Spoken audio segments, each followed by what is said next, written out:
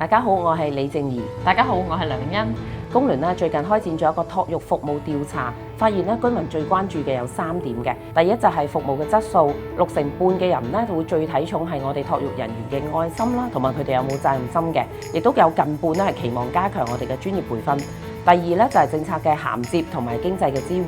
近半咧會支持產假延長至到90天，亦都有超過50%半咧係認為育兒嘅津貼咧係需要提升嘅。第三咧就係服務嘅便利、可負擔同埋有彈性，尤其係橫琴啊、路環等等嘅居民咧，佢哋都特別關注咧係地點就唔就腳嘅。我哋建議建立統一嘅托育人才培育標準，完善我哋從業員激勵同埋保障嘅計劃，推動政府補貼、機構減收、社區支援嘅成本共擔機制，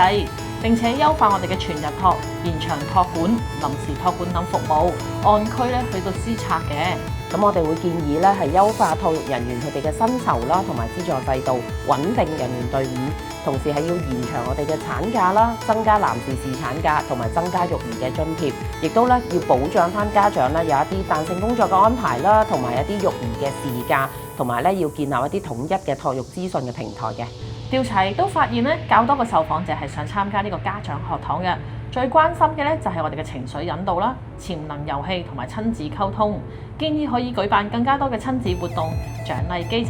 家長嘅互動聯網，提升托育服務質素與透明度，減輕家庭壓力，共同營造更完善嘅育兒支持環境。